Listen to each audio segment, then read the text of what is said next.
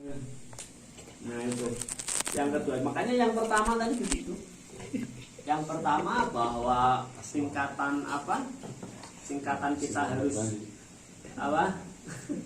Harus wudu, tapi gitu. Tingkat kita bisa masuk ke tingkatan 4 itu harus melewati tingkatan pertama dulu. Tidak mungkin kita bisa melewati tingkatan 4 masih wallah tadi kecuali tapi kalian tidak pernah wudu, nggak mungkin.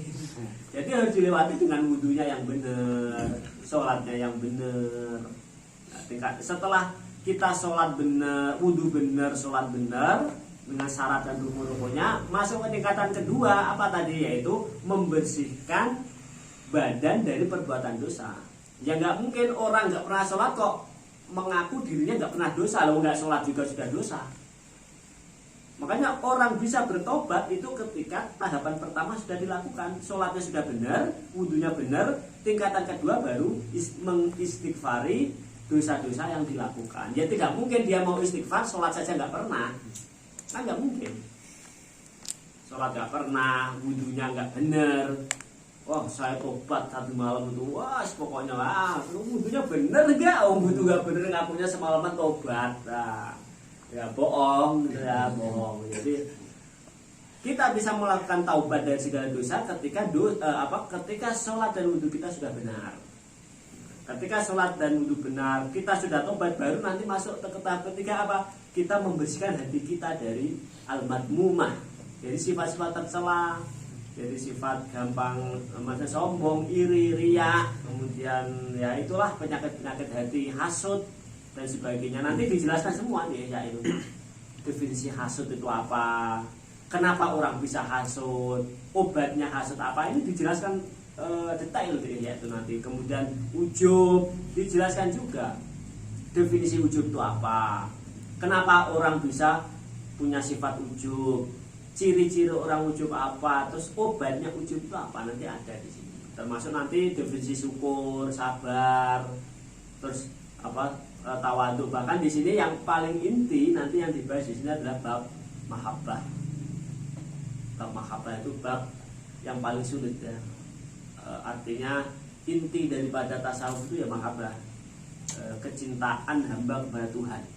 Nah itu intinya. Jadi nanti Imam Ghazali mahabbah juga didefinisikan, nanti ada definisinya. Definisi cinta itu apa? Nah, ada di sini. Cinta itu apakah ketika kita merasa kehilangan itu namanya cinta? Dan cinta itu dibagi berapa? Ada semua nih. Jadi kalau pengen belajar tentang cinta, nah, ngaji aja nanti juz 4. Juz 1 sampai juz 1 nanti juz 4, enggak usah juz 2, juz 3. Langsung juz 4. Langsung bercinta. Langsung bab cinta, pokoknya yang penting sudah ada dasarnya itu langsung masuk bab mahabbah. Nah itu.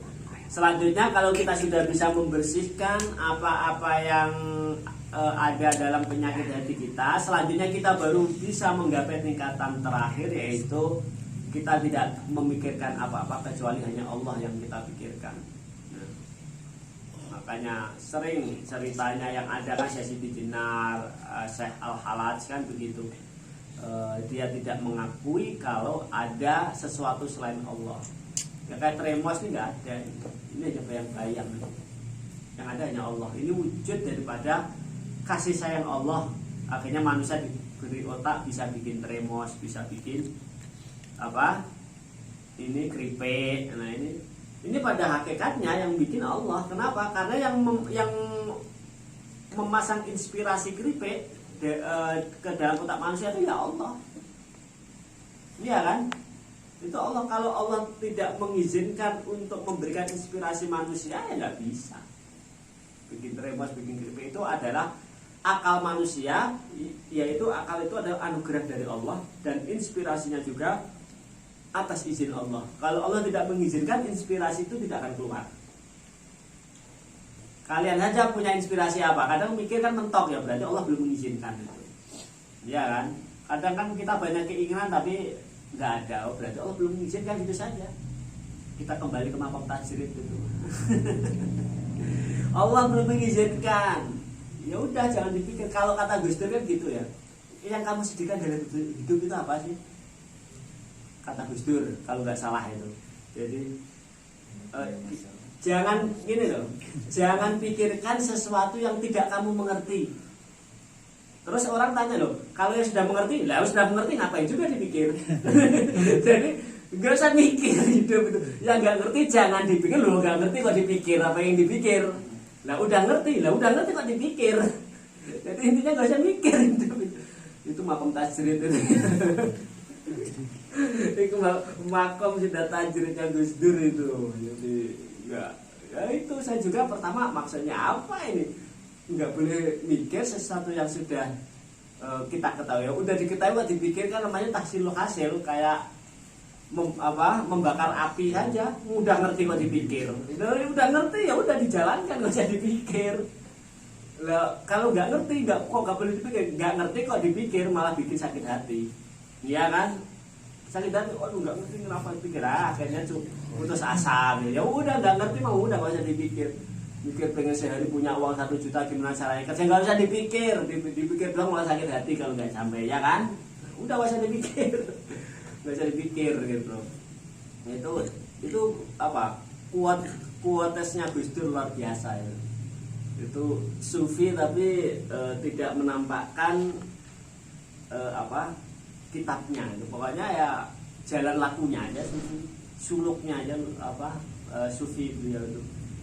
Gak usah ini saya ngaji diri kan gitu, enggak, langsung aja dilihat dong kita ya mencerna gitu ya, kita mencerna.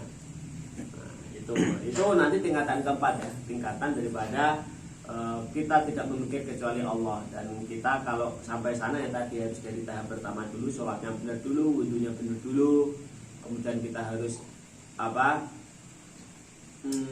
menghindarkan dari perbuatan dosa dari badan, misalkan cara perolehan uang, kemudian tidak menyakiti kepada sesama, itu termasuk kita menghindarkan badan kita dari dosa ya. Kemudian tidak mengambil hak orang lain, nah itu kan berarti kita itu tahap kedua itu. Orang biasanya kalau nggak sholat ya pasti tahap kedua sulit, akhirnya apa ya, maling, ngerampok, korupsi. Itu gara-gara tahap pertama nggak dilakukan itu. Orang kalau udah nggak sholat ya udah akhirnya ya bebas aja, dia mau zina, mau siapa aja bebas akhirnya. Nah itu makanya harus dari tingkatan pertama. Itulah yang disebut dengan ilmu mukasyafah ya. Ilmu mukasyafah, ilmu batin wadilah boyatul ulum. Nah kata Imam Ghazali bahwa ilmu mukasyafah ini adalah ilmu batin yang mana ini adalah puncak daripada seluruh ilmu. Jadi puncak daripada seluruh ilmu, Imam Ghazali dan ilmu